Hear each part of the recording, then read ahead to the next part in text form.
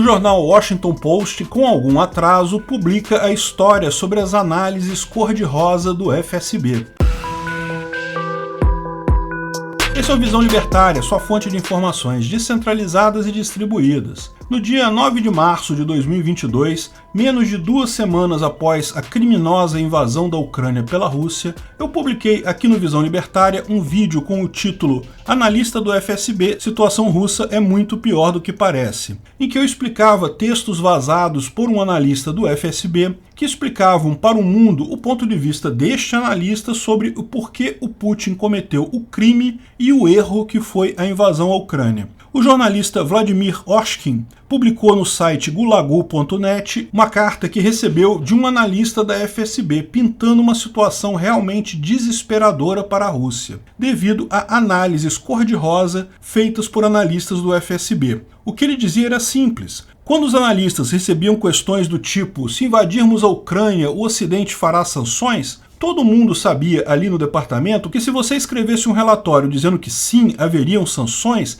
o seu chefe do FSB iria te chamar para reuniões por meses, você teria que explicar o relatório durante muito tempo. Por outro lado, se você respondia à análise dizendo o que o chefe queria ouvir, que não haveria sanções, pronto, tudo era aceito, você tinha zero dor de cabeça. Como ninguém pensava que realmente Putin seria maluco o suficiente para invadir a Ucrânia, todos os analistas do FSB tratavam essas questões sobre a Ucrânia como mera burocracia, sempre respondiam o que o chefe queria ouvir, independente de ser a verdade ou não. Isso, evidentemente, levou a um superotimismo do Putin e do alto comando russo, que acreditava que a guerra iria durar apenas horas, em no máximo 3 dias já teriam tomado conta da Ucrânia. Hoje, quase 6 meses depois, a mídia tradicional parece ter encontrado o fio dessa história. O Washington Post publicou uma longa reportagem sobre isso, com muitas informações que nós já demos aqui 6 meses atrás, aqui no Visão Libertária, mas algumas coisas novas bem interessantes também. As informações deles, ao invés de sites obscuros da internet, vieram de serviços de inteligência ocidentais,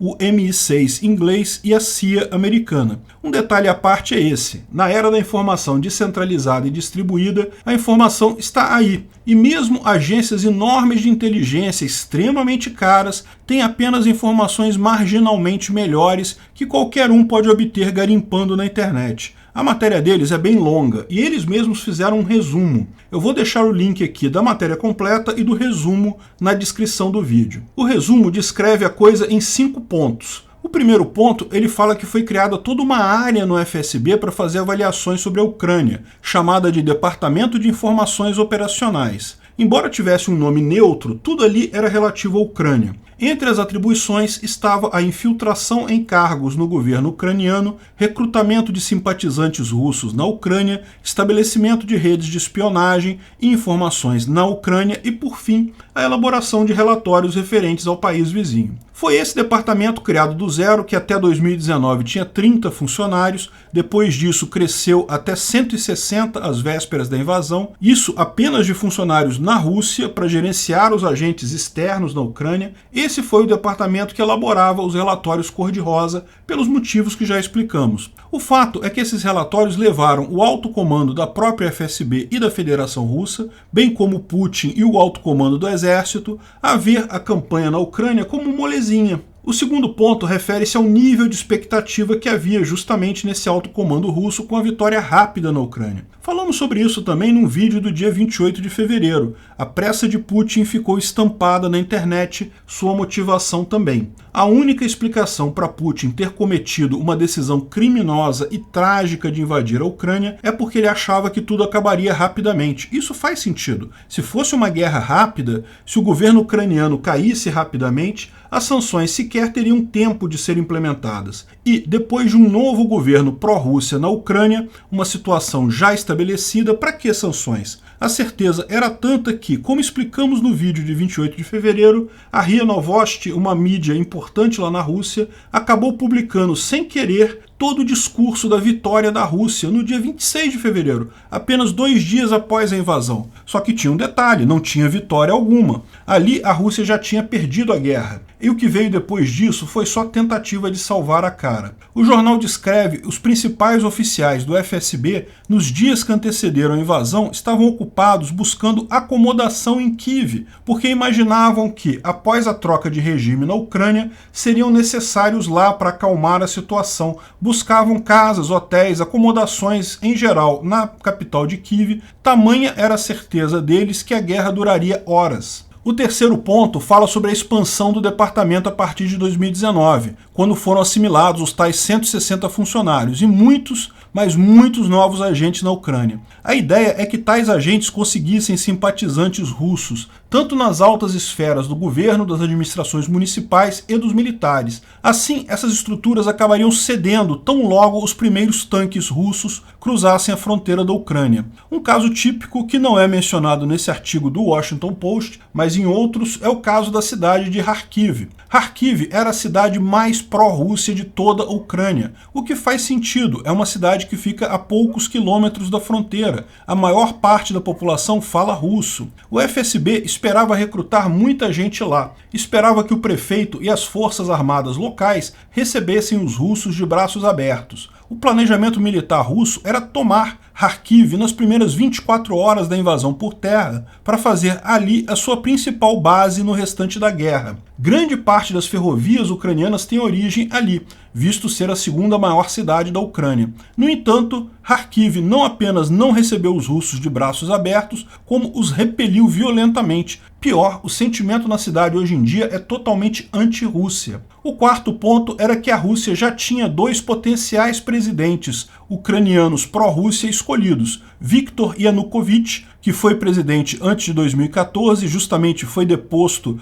pelos protestos na Praça Maidan e teve que se refugiar na Rússia, e caso desse alguma coisa errada com ele, iriam botar Viktor Medvedchuk, que concorreu nas últimas eleições ucranianas, mas obteve poucos votos. A principal disputa na eleição de 2019 ficou entre Zelensky e Poroshenko, dois candidatos pró-independência da Ucrânia. Curiosamente, eu mencionei no vídeo de 28 de fevereiro que Medvedchuk, que é um amigo pessoal do Putin, seria a figura-chave nessa história toda. Mas, pelo que diz o jornal, Yanukovych era o preferido do Kremlin. Inclusive foram oficiais leais a ele no sul da Ucrânia que permitiram a captura relativamente fácil da região de Kherson logo no início da guerra. O quinto e final ponto é que, apesar das falhas do FSB, os principais personagens desse erro, o chefão do FSB, o Alexander Bortnikov, e o líder do departamento que chefiava a missão Ucrânia, que chegou a ser investigado e até ficar em prisão domiciliar, continuam com seus cargos e prestigiados. Isso se deve ao fato de que Putin não tem forças políticas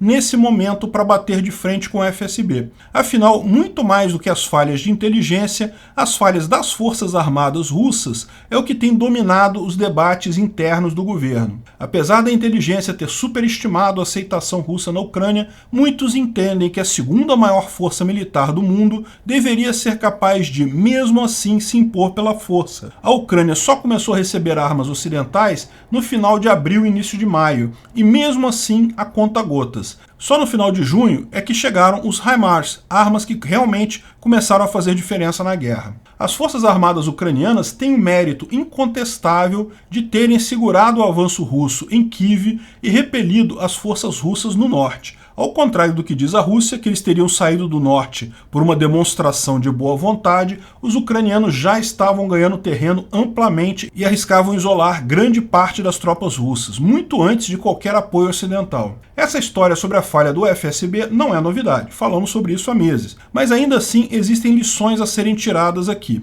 sendo a principal delas muito simples. Como a Ucrânia foi capaz de resistir à invasão de apoiadores russos? O FSB fez relatórios cor-de-rosa, é verdade, mas isso é algo que eles provavelmente já faziam desde a época da União Soviética. Ainda assim, sabemos que havia infiltração no governo ucraniano e nas forças armadas ucranianas, que havia muita gente nas forças armadas ucranianas e no governo ucraniano de forma geral que desejava o retorno da influência russa. Como Zelensky desatou esse nó? Como ele conseguiu anular isso? Bem, Porém, de fato, pode ter sido Zelensky que fez a diferença fundamental ali. Por aglutinar o interesse do povo ucraniano e se livrar de burocratas e corruptos, independente do lado, ele explicitou no povo ucraniano a coisa mais importante de fato, que é a independência do país. Fosse Poroshenko o presidente da Ucrânia, mais um oligarca ucraniano, como sempre foi visto como alguém das elites, talvez não tivesse despertado nos ucranianos esse senso de unidade.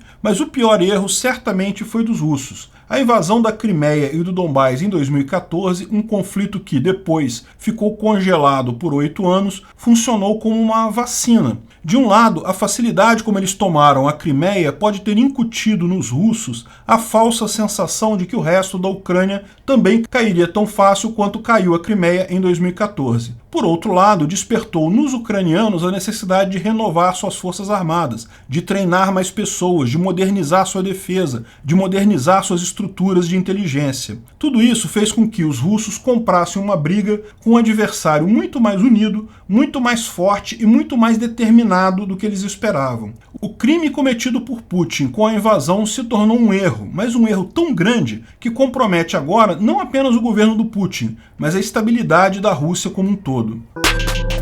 Obrigado pela audiência. Esse vídeo foi um oferecimento de armataweb.com, cloud e serviços de data center, 100% de compromisso com a satisfação e privacidade dos clientes. Aceitamos Bitcoin. Veja o link na descrição do vídeo. Se você gostou desse vídeo, clique no like e compartilhe ele em suas redes sociais. Se inscreva no canal para nos ajudar, clicando no botão vermelho abaixo. Se quiser ser avisado de novos vídeos, clique no sininho ao lado. Se você quiser comprar camisas e outros itens do Visão Libertária, veja nossos itens no site Pimenta no Café, pimentanocafé.com.br/Visão Libertária, tudo junto sem acento, ou clique no link da descrição. Até a próxima!